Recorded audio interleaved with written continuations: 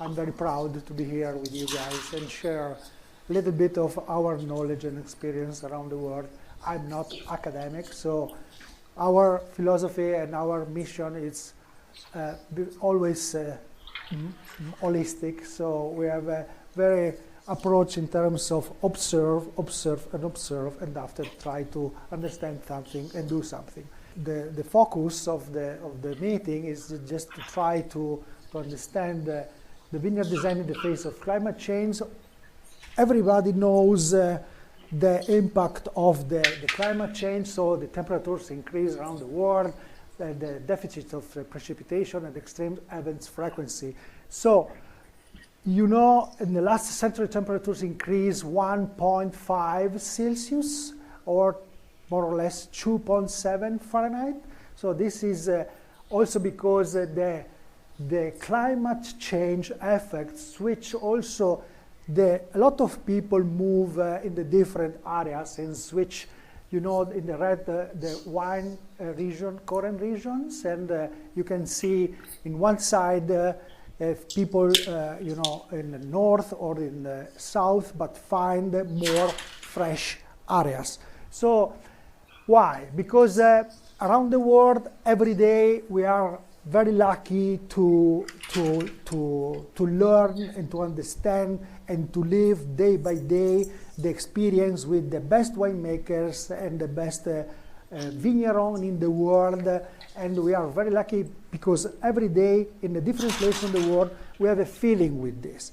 Our feet are every day in the fields, and we spend a lot of time also with the people in the fields. But what is the feeling come through in the different places in the world, particularly from the winemakers? So about the climate change, about the climate evolution, everybody knows about the drought and the heat strikes, ripening stops, effects on bud fertility, cluster sunburn, and also the effects on the change on the grapes ripening, most on the wine characteristics in terms of less acidity or polyphenolic compounds or higher sugar contents. So in this way, we also saw around the world, again, a lot of people invest in the different areas. We have an example here.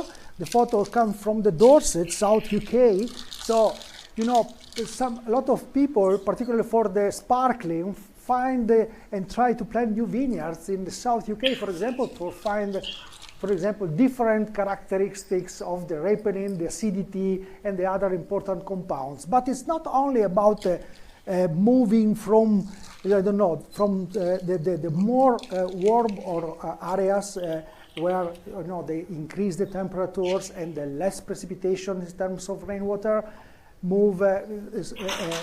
People try to move in the other place, but also people find more high altitude in terms of viticulture. So often I saw, sometimes people said, oh, Marco, what do you think if we plant, we find some new place in according with the specialist of the soil, in the place maybe more higher, where we can got maybe more freshness,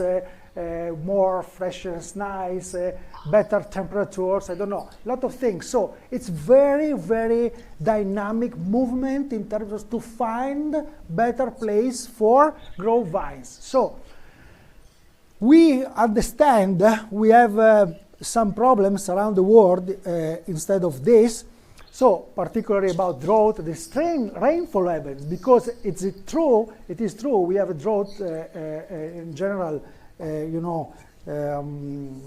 way, but we have also the extreme rainfall events. It is very, very dangerous sometimes. It is extremely, you know what I mean? So you come from the drought time and you jump into the very extremely rainfall events. So in terms of practical solutions around the world, what is the perception? We need to increase the efficiency in the use of the water. And how to do? We try to have plants more resilient and resistant to the climate stress in generally.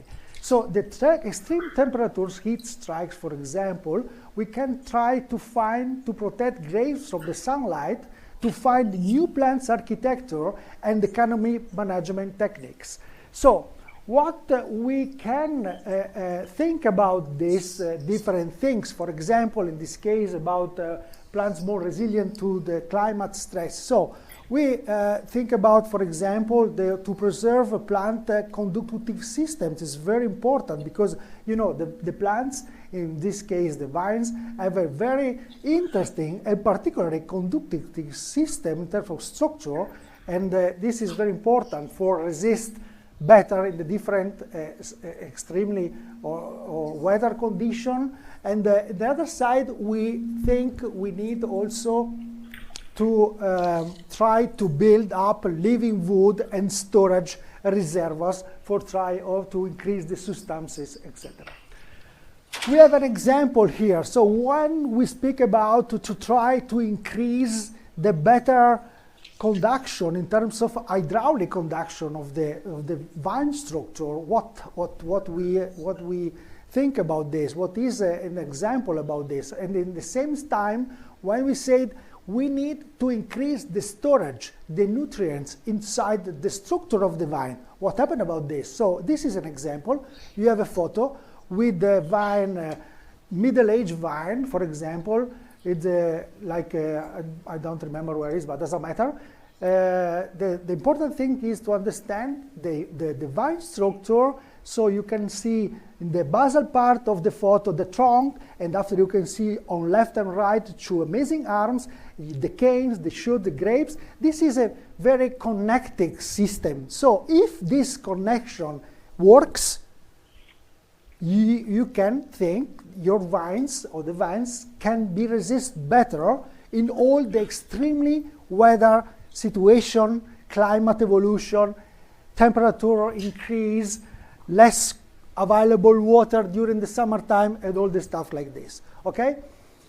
Another example. So doesn't matter which kind of architecture, which kind of training system, but the important thing is to understand the structure of the vine and think about, okay guys, if you like your vines have a good reaction with the terroir, if you like your vines are connected with the terroir, and maybe they can also have a good extraction of the terroir with the good grapes in the wine, we need to have a good structure of the vine in terms of conductivity and capacity, hydraulic capacity.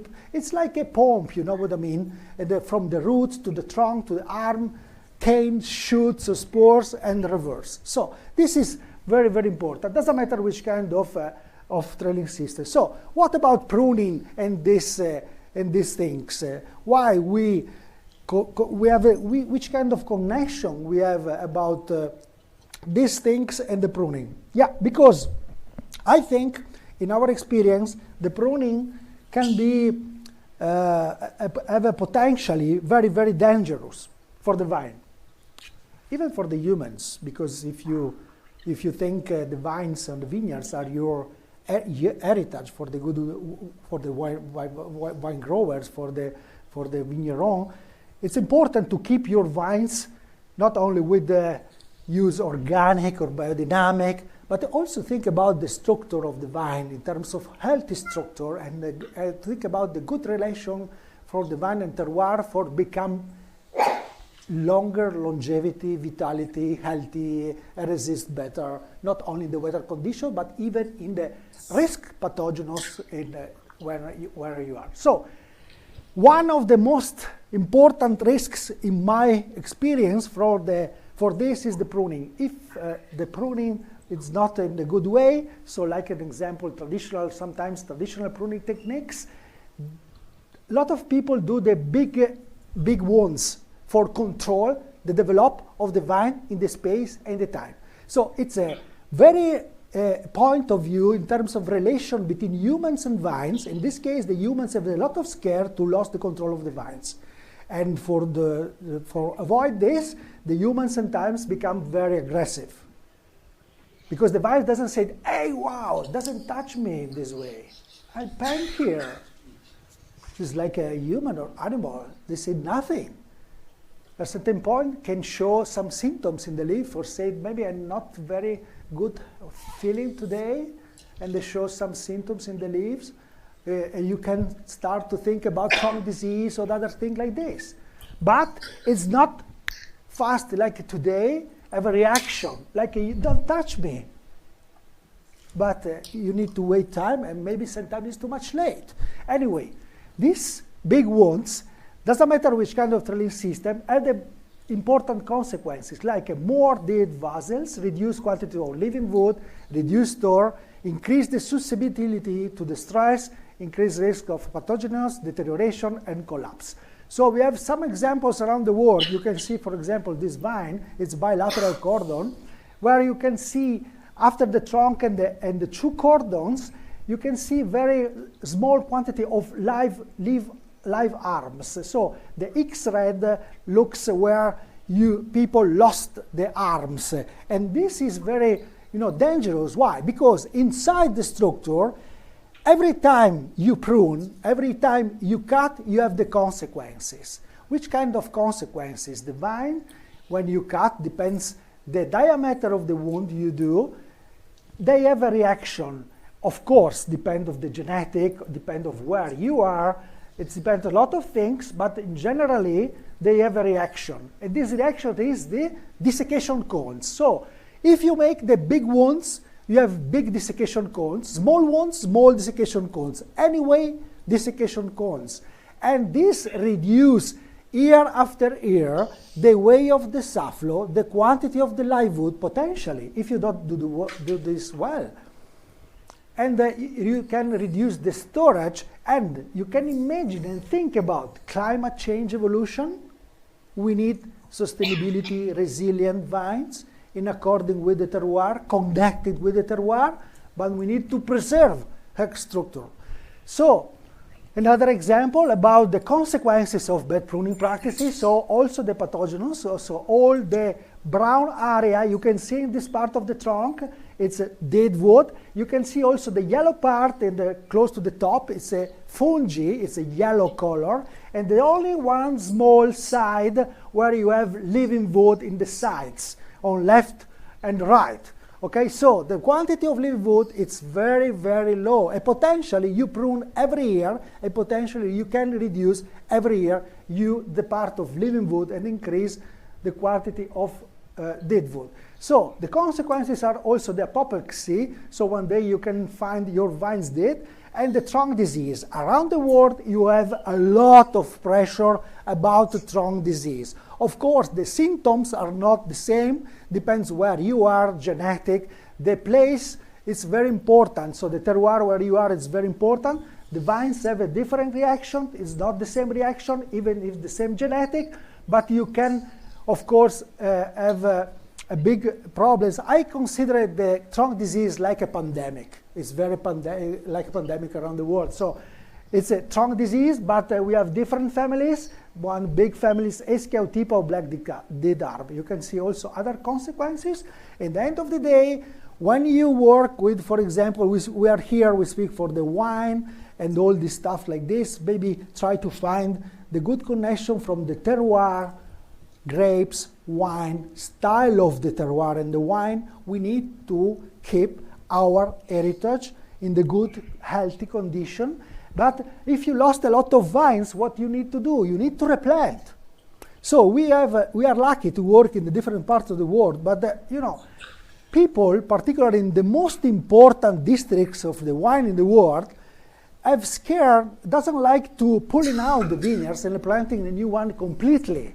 Because sometimes it's a single vineyard wine, very good value in terms of money, and they prefer to replant the new vines close to the olders, and this is a very stress and difficult thing. It's one of the most difficult things around the world.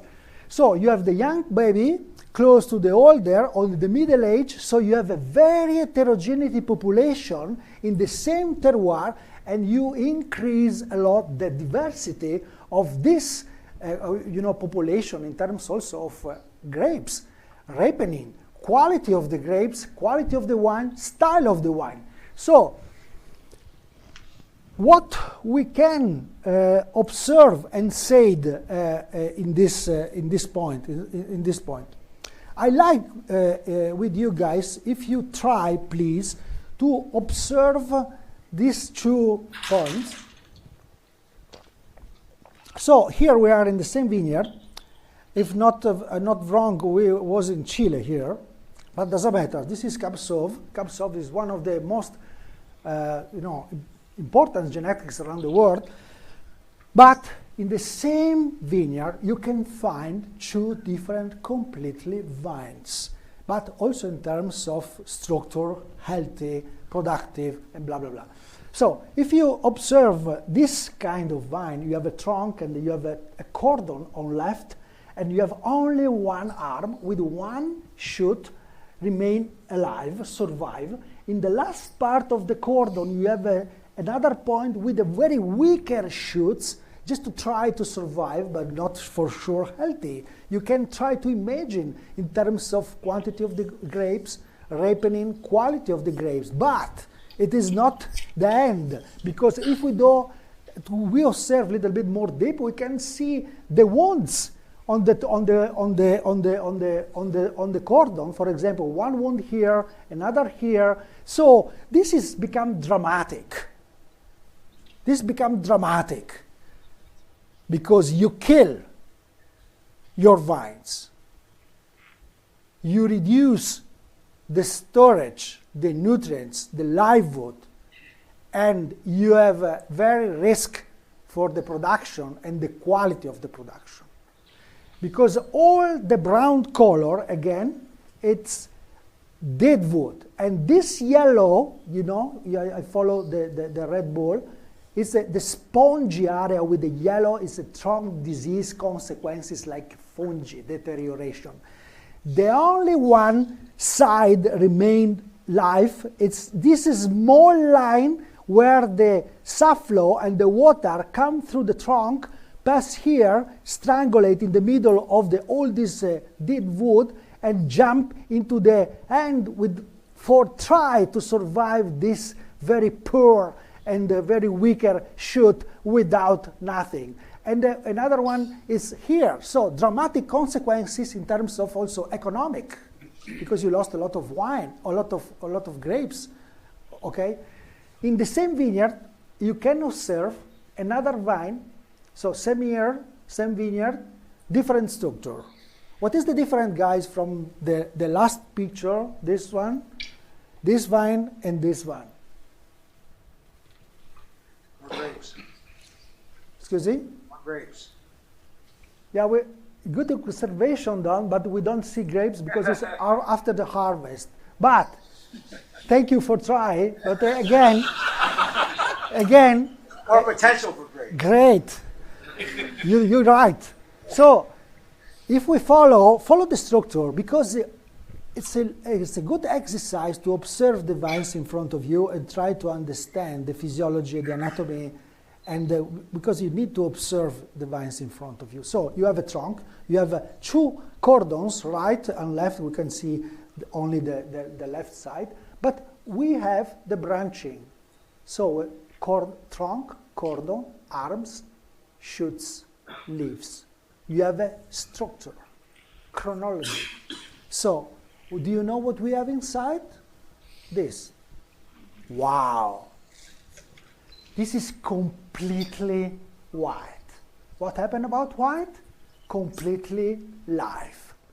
Full of storage, good capacity in terms of hydraulic pump, good reaction, potentially vitality, and you can see the spores of the last season with the shoots, and some grapes forgot during the harvest, but you check the diameter of the shoots.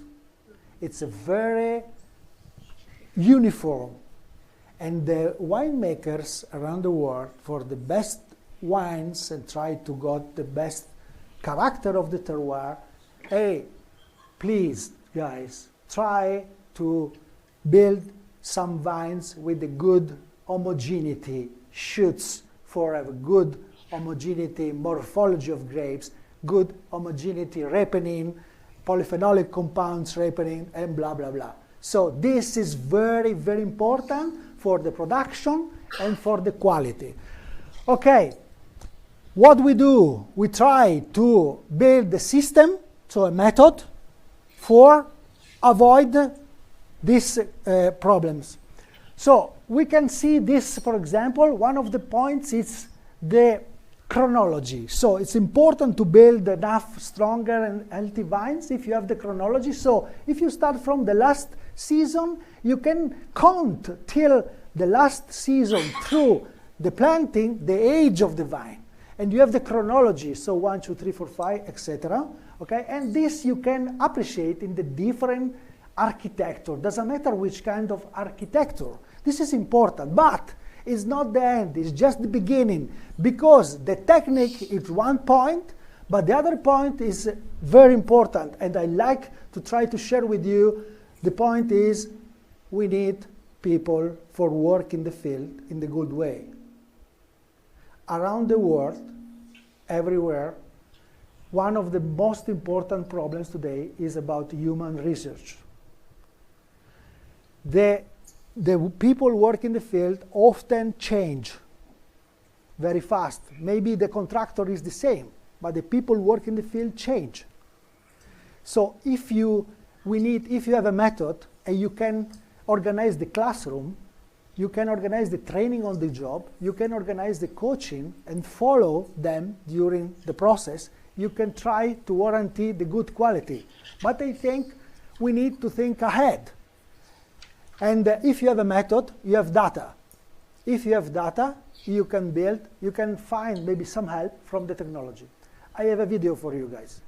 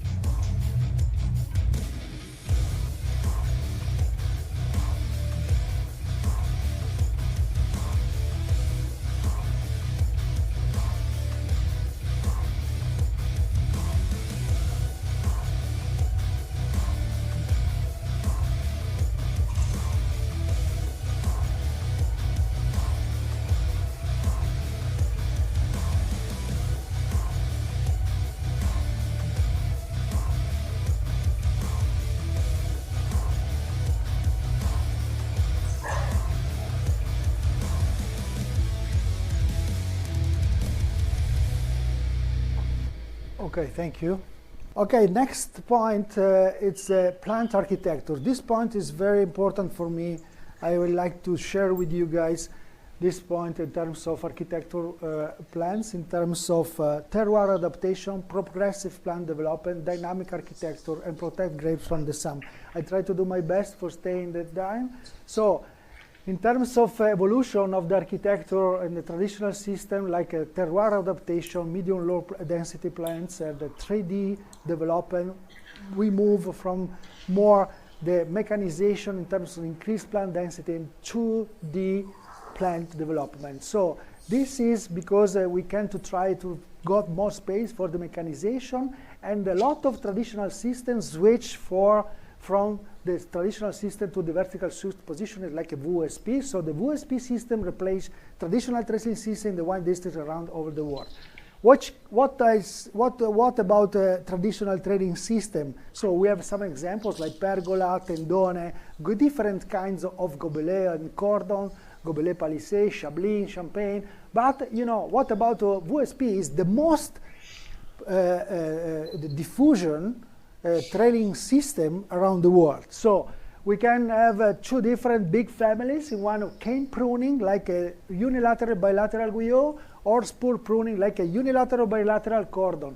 So what we saw around the world, and it's very interesting to know also from the people spend time in the fields, from you guys if you have some questions or critical points about this. So I saw around the world in the VSP system limits to some grades, exposure, sensibility to water stress and heat strikes, sensibility to water erosion, and plant density. So not suitable to new challenges related to climate change. We need an evolution of the VSP, and we can learn from some place like California.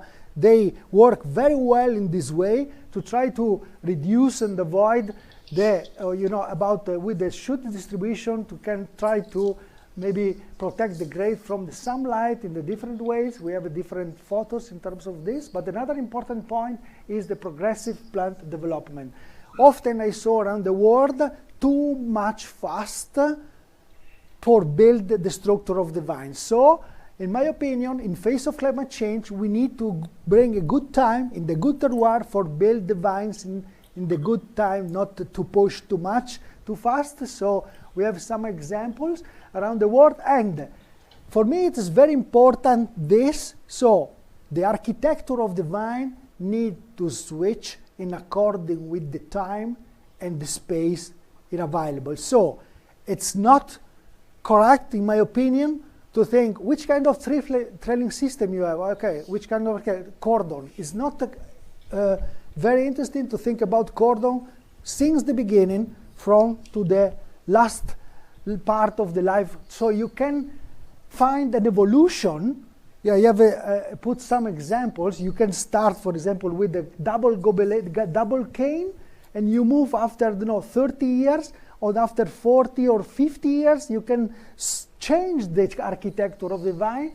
Another example here, this is very unilateral, for example, Guyot and smooth in the years with a different architecture for find the expansion or the reduction in according with the plant age. Available space, of course, is necessary, and the compact the plants when you find less exposure to the sunlight, less energy dissipation, better efficiency of the water conductivity. So some examples start with the cordon, and in the time you arrive like a gobelet. This is amazing because dynamic architecture of the evolution. So the architecture, like our life, like our body, like everyone life change in the time. So the vines, it's not different. If you like to keep your vines alive, healthy, blah, blah, blah, and they make to try characterful wines from terroir, you need your vines reactive, okay? And in the same time, it's about the trailing system. Sometimes I saw people cut the structure of the vines instead to change the trailing system. Guys, we can change the trailing system and keep the heritage. So put the post more higher, increase 2 wires, and stuff like this. Another point important is the density. Think about the density in face of climate change, because high density, less space for the plants development, but higher water use per hectare, so higher evapotranspiration. This is important to think about. We don't have a recipe, but think about this in face of climate change. We have normally the high density in the place where we have water available, but normally we have less density where in the place in the terroir where we have less water available. So like, I don't know where, but this is just the points to think about, okay? And also about the technique for mitigation of climate change, like early short topping, protection with shadow tents, or under row mulching. Just 3 examples to share with you some experience. We are in Italy, in Umbria, for example, just to have a control and test. Early short topping, so here very warm area, the temperatures will increase a lot, so higher number of lateral shoots, the consequences of the test, increase the shadowing in the bunches area, effects in the ripening. We saw very important effects in the acidity, sugar, potential alcohol, and polyphenolics. So in the same time, for example, a lot of people have a lot of experience about this, but again, different experience in different place, more data, so we can increase data experience. So you can see the Sangiovese, for example, under the shadow, you can see the control, the 8 August 2023, the quantity of the veraison, so the color of the grapes, instead of this with the protection, with the shadow tents after, which you see less colors of the bunches. So more you think about, and the temperature. This is another important point, an interesting point.